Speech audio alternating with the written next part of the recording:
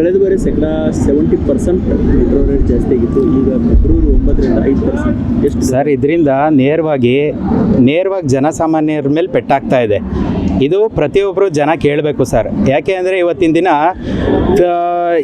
ಸರ್ಕಾರದಿಂದ ನಾವಲ್ಲ, ನಮ್ಮಿಂದ ಸರ್ಕಾರ, ನಾವು ತೆರಿಗೆ ಕಟ್ಟಿರೋ ದುಡ್ಡಿಂದ ಅಲ್ವಾ ಸರ್ಕಾರ ನಡೆಯೋದು. ಪ್ರತಿಯೊಬ್ಬರು ಕೇಳಬೇಕು ಸರ್. ನಮ್ಮಂಥ ಯೂತ್ಸ್ಗಳು ಎದ್ದು ಬರಲಿಲ್ಲ ಅಂತ ಅಂದರೆ ಅಣ್ಣಾ ಹಜಾರೆ ಎದ್ದು ಬರಲ್ಲ ಯಾವತ್ತು. ನಮ್ಮಂಥ ಯೂತ್ಸ್ಗಳು ಎದ್ದು ಬರಬೇಕು. ಪ್ರತಿಯೊಬ್ಬರೂ ಫೇಸ್ಬುಕ್ಕು, ಇನ್ಸ್ಟಾಗ್ರಾಮು ಇಂಥದ್ರಲ್ಲೆಲ್ಲ ಜಾಥಾ ಇದು ಮಾಡಬೇಕು ಸರ್. ಪ್ರತಿಯೊಬ್ಬರು ಅದ್ರ ಬಗ್ಗೆ. ಈಗ ಮೆಟ್ರೋ ಅಂದರೆ ನಮಗೆ ಕನಸಿಂದದು ಮೆಟ್ರೋ. ಯಾವತ್ತು ರೈತ ಓಡಾಡ್ತಾನೆ, ಒಬ್ಬ ರೈತನ ಹೆಮ್ಮೆ ಅಂತ ಅಂದರೆ ಇದೊಂದು ಮೆಟ್ರೋ. ಇಂಥವು ಬರೀ MNC IT-BT ಇಂಥವ್ರಿಗೆ ಮಾತ್ರ ಅಲ್ಲ ಸರ್ ಮೆಟ್ರೋ. ಪ್ರತಿಯೊಬ್ಬರು ಓಡಾಡಬೇಕು. ಅದರಿಂದ ಕಳೆದ ಬಾರಿ 5% ಹೆಚ್ಚಿಗೆ ಮಾಡಿದ್ದಾರೆ. ಈ ಬಾರಿ ಇದ್ದಿದ್ದು ಬೆಲೆ ಹೊಡ್ತಾ ಅಂತ ಅಂದರೆ ಜನ ತಡ್ಕೊಳ್ಳಲ್ಲ. ಯಾಕೆ ಅಂದರೆ ಸ್ವಿಗ್ಗಿ, ಝೊಮ್ಯಾಟೊ ಪ್ರತಿಯೊಬ್ಬರೂ ಕೂಡ ಓಡಾಡಬೇಕು. ರೈತರು ಮತ್ತು ಕಾರ್ಮಿಕರು ಎಲ್ಲರೂ ಓಡಾಡಬೇಕು ಅಂದರೆ ಮೆಟ್ರೋ. ಅದಕ್ಕೋಸ್ಕರ ಮಲ್ತಾಯಿ ಧೋರಣೆ ಮಾಡಬಾರ್ದು. ಅವ್ರ ಮೇಲೆ ಇವ್ರ ಮೇಲೆ ಅವರು, ಸೆಂಟ್ರಲ್ಲು ರಾಜ್ಯ ಎಲ್ಲ ಇದು ಮಾಡಬಾರ್ದು ಸರ್.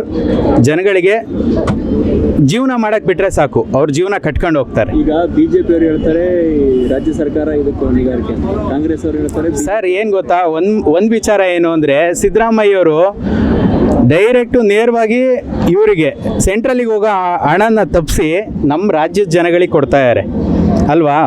ಯಾರು ಇದರಲ್ಲಿ ಮಲ್ತಾಯಿ ಧೋರಣೆ ಮಾಡ್ತಾ ಇದ್ದಾರೆ? ಸಿದ್ದರಾಮಯ್ಯವರು ಅನ್ನದಾತ ಯಾವತ್ತಿಗೂ. ಇವಾಗ ಇಲ್ಲಿಂದ ಯಾರು ಕೂಡ ಹೋಗ್ಬಿಟ್ಟು ಅಲ್ಲಿ ಪಾನಿಪುರಿ ಮಾರ್ತಾ ಇಲ್ಲ ಸರ್. ಗುಜರಾತಿಂದ ಬಂದು ನಮ್ಮ ಇದಕ್ಕೆ ಪಾನಿಪುರಿ ಮಾರ್ತಾರೆ ಅಲ್ವಾ. ಇಲ್ಲಿಂದ ಯಾವನು ಅಲ್ಲೋಗಿ ಮಾರ್ತೀನಿ, ಪಾನಿಪುರಿ ಮಾರ್ತೀನಿ ಅಂತ ಹೋಗಿಲ್ಲ. ಇಲ್ಲಿ ಬೆಂಗಳೂರು ಇದೆ, ಮೆಜೆಸ್ಟಿಕ್ ಇದು, ಈ ರೋಡಲ್ಲಿ ನೋಡ್ರಿ ಎಲ್ಲ ಗುಜರಾತು, ಎಲ್ಲ ಹಿಂದಿ ವಾಲಗಳು. ಕರ್ನಾಟಕದವರಿಗೆ ಬೆಲೆ ಇಲ್ಲ. ಹಂಗಾಗಿ ಇಲ್ಲಿ ಯಾವನು ಹೇಳೋನಿಲ್ಲ ಕೇಳೋನಿಲ್ಲ, ಬಿರ್ರಿ ರೇಟ್ ಜಾಸ್ತಿ ಮಾಡ್ತಾರೆ. ಯಾವತ್ತೂ ಆ ಥರ ಮಾಡೋದು ಬೇಡ. ಅವರು ನಮ್ಮವರೇ, ಎಲ್ಲರ ಮೈಯಲ್ಲೂ ಹರಿತಾ ಇರೋದು ಒಂದೇ ರಕ್ತ. ಎಲ್ಲರಿಗೂ ಜೀವನ ಮಾಡಕ್ಕೆ ಬಿಟ್ಕೊಟ್ರೆ ಸಾಕಷ್ಟೆ. ರಾಜ್ಯ ಸರ್ಕಾರ ಇದ್ರ ಹೊಣೆಗಾರಿಕೆ ಅಂತಾರೆ, ಕೇಂದ್ರ ಅಂತಾರೆ, ನಿಮಗೇನು ಸರ್? ಇದು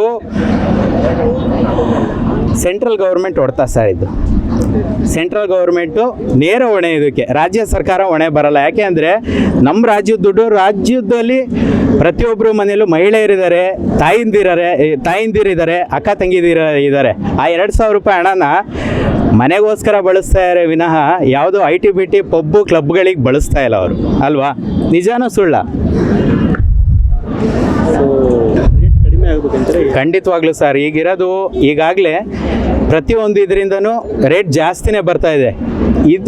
ಇದೇ ರೇಟೇ ಬಿಟ್ಕೊಟ್ರೆ ಸಾಕು. ನಮಗೆ ಕಮ್ಮಿ ಮಾಡೋದು ಬೇಡ ಸರ್. ಇವರು ಕಮ್ಮಿ ಮಾಡೋದು ಇಲ್ಲ ಬಿಡ್ರಿ, ಇವರು ಕಮ್ಮಿ ಮಾಡೋದು ಬೇಡ ನಮಗೆ. ಈಗ ಜನಗಳು ಓಡಾಡ್ತೀರಲ್ಲ, ಈ ರೇಟ್ ಬಿಟ್ಕೊಟ್ರೆ ಸಾಕು ಸರ್, ನಮಗೆ ಇನ್ನೇನು ಬೇಡ.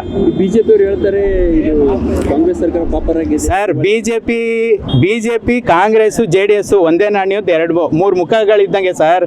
ಇವಾಗ ಇವ್ರಗಳ ಮಧ್ಯೆ ಪೈಕೋಟಿ ಬರಬೇಕು ಅಂತಂದರೆ ಹೊಸ ಪಕ್ಷಗಳನ್ನ ನಾವು ಇದು ಮಾಡಬೇಕು. ಹೊಸ ಪಕ್ಷ ಅಂದರೆ ನಮ್ಮ ರೈತರು ಎಲ್ಲಿಂದ ಬರ್ತಾರೆ ಸರ್? ರೈತರು ಒಂದು ಒಳ್ಳೆ ಒಪಿನಿಯನ್ ಇಟ್ಕೊಂಡು ಒಳ್ಳೇದೇ ತಗೊಂಬರ್ಲಿ ಬಿಡ್ರಿ. ಜನಗಳು ಅವಾಗ ನೀವು ಕಾಂಗ್ರೆಸ್ ಅಂದರೆ ನಾವು JDS, ಅವರು BJP ಬೇಡವೇ ಬೇಡ. ಎಲ್ಲ ಮಾನವತಾವಾದಿ ಒಂದೇ ಪಕ್ಷ.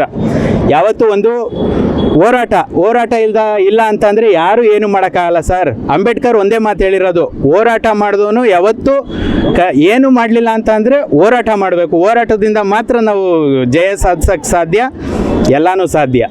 ಈಗ ಮೆಟ್ರೋ ದರ ಏರಿಕೆ ಬಗ್ಗೆ ಸೋಷಿಯಲ್ ಮೀಡಿಯಾ ಕ್ಯಾಂಪೇನ್ ಮಾಡಬೇಕು ಸರ್, ಖಂಡಿತ ಮಾಡಬೇಕು. ಈ ಯುವಕರು ಯಾರಿಂದನೂ ಸ್ಟಾರ್ಟ್ ಆಗಲ್ಲ ಸರ್, ನಮ್ಮಿಂದ. ನಾವಿವಾಗ ದಿನ ಬೆಳಗಾಯಿತು ಅಂತ ಅಂದರೆ ಫೇಸ್ಬುಕ್ಕಲ್ಲಿ ಪ್ರತಿಯೊಂದು ಯಾವುದೋ ರೀಲ್ಸ್ಗಳು, ಹಂಗಂತೆ ಹಿಂಗಂತೆ. ರೈತ ಅನ್ನೋದು ಪ್ರತಿಯೊಂದು ಜಿಲ್ಲೆಯಲ್ಲೂ ಇದ್ದಾನೆ. ನಾನು ಒಬ್ಬ ರೈತನ ಮಗ ಸರ್. ನಾವು ದುಡಿದ್ರೆ ಇಲ್ಲಿ ಎಲ್ಲ ಕಡೆ ಅನ್ನ ಬಟ್ಟೆ ಎಲ್ಲ ಕಾನ ಬೂವ ಎಲ್ಲ ಬರುತ್ತೆ. ನಾವೇ ಅಲ್ಲಿ ಹೊಲದಲ್ಲಿ ಉಳುಮೆ ಮಾಡಲಿಲ್ಲ ಅಂತ ಅಂದರೆ ಇಲ್ಲಿ ಯಾವ ಕಾನ ಬರಲ್ಲ, ಏನು ಬರಲ್ಲ. IT-BTಯಿಂದ ಅಲ್ಲ, ಒಬ್ಬ ರೈತ ದುಡಿಮೆ ಮಾಡಬೇಕು, ಅನ್ನ ಹಾಕಬೇಕು. ಸೊ ಈಗ ಮತ್ತೊಂದು ವಿಚಾರ RCB ನಿನ್ನೆ ಕಪ್ ಗೆದ್ದಿದೆ. ಖಂಡಿತವಾಗ್ಲೂ ಸರ್, ನಮಗೆ ಅದು ಹೆಂಗೆ ಅಂತಂದರೆ, ಈಗ ನಮಗೆ ವಿರಾಟ್ ಕೊಹ್ಲಿಗೆ ಒಂದು ನ್ಯಾಯ ಸಿಕ್ಕಿದೆ. ಅದು ಹೆಣ್ಮಕ್ಳುಗಳು ಒಂಥರ ಹೆಣ್ಣು ಒಲಿದರೆ ಮಾರಿ ನಾರಿ ಮುನಿದರೆ ಮಾರಿ ಅಂತಾರಲ್ಲ, ಆ ಥರ ಯಾವತ್ತು ಭದ್ರಕಾಳಿ ಅಂತ ಆಗೋದು ನ್ಯಾಯ ಅಂತ ಅಂದ್ಬಿಟ್ಟು ಸೋಲು ಸತತ ಸೋಲಿದ್ದಾಗ ಒಂದು ಇದರಲ್ಲಿ ನಾರಿ ಅನ್ನೋಳು ಜನ್ಮ ಎತ್ತಿ ಬರ್ತಾಳೆ, ಉಗ್ರ ರೂಪಕ್ಕೆ ಬರ್ತಾಳೆ. ಅದು ನಿನ್ನೆ ನಮ್ಮ RCB ಟೀಮಲ್ಲಿ ಕಂಡಿದೆ. ನಮಗೆ ತುಂಬ ಸಂತೋಷ ಇದೆ. ನಮ್ಮ ನಾರಿಯರು ತುಂಬ ಚೆನ್ನಾಗಿ ಆಟ ಆಡಿದ್ದಾರೆ. ಖುಷಿ ಇದೆ ಸರ್, ಹೆಮ್ಮೆ ಇದೆ ನಮ್ಮ ವುಮೆನ್ಸ್ ಅಂತ ಅಂದ್ಬಿಟ್ಟು. ಎರಡನೇ ಸಾರಿ ಒಂದಲ್ಲ ಎರಡಲ್ಲ, ಆಲ್ರೆಡಿ ಒಂದಾಗಿದೆ. ಖಂಡಿತ ಸರ್.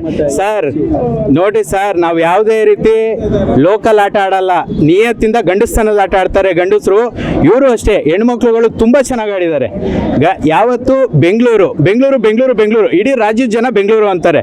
ಇನ್ನು ಅಂಕಲ್ ಮಕ್ಳುಗಳು ಇದ್ದಾರಲ್ವಾ, ಅವರು CSK, ಈ ಡೆಲ್ಲಿ ಅದು ಇದು ಅಂತಾರೆ. ಯಾವತ್ತು ನಮ್ಮನೆ ಅಪ್ಪನ್ನ ನಮ್ಮ ಅಪ್ಪ ಅನ್ಬೇಕೇ ವಿನಃ ಪಕ್ಕದ ಮನೆ ಅಪ್ಪನ್ನ ನಮ್ಮ ಅಪ್ಪ ಅನ್ಬಾರ್ದು, ಅವನು ಅಂಕಲು ಅಂತಾನೆ ಅನ್ಬೇಕು.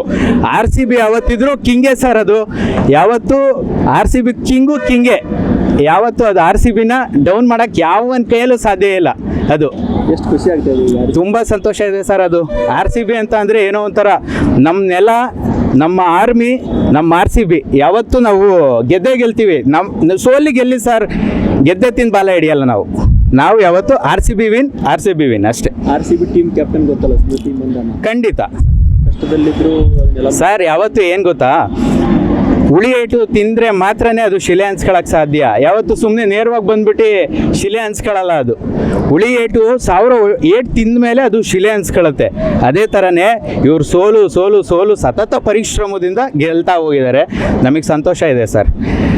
ಆ ಜಾಗದಲ್ಲಿ ನಮ್ಮ ಮನೇಲಿ ನಮ್ಮ ಅಕ್ಕಂದಿರೋ ನನ್ನ ಫ್ಯಾಮಿಲಿ ಮೆಂಬರ್ ಆಡಿದಷ್ಟೇ ಅಷ್ಟೇ ಸಂತೋಷ ಇದೆ ನಮಗೆ. ಏನು ಹೇಳ್ತೀರಾ RCB ಟೀಮ್ಗೆ? ಯಾವಾಗಲೂ ಇವತ್ತು ಅಂತ ಅಲ್ಲ ಸರ್, ಪ್ರತಿ ವರ್ಷವೂ ನಮ್ಮ ಜೀವ ಇರೋ ತನಕ ನಾವು RCB ಫ್ಯಾನ್ಸೇ. ಹೆಚ್ಚಿನ ವಿಡಿಯೋಗಳಿಗೆ ಪ್ರತಿಧ್ವನಿ ಯೂಟ್ಯೂಬ್ ಚಾನೆಲ್ ಸಬ್ಸ್ಕ್ರೈಬ್ ಮಾಡಿ, ಬೆಲ್ ಐಕಾನ್ ಕ್ಲಿಕ್ ಮಾಡಿ.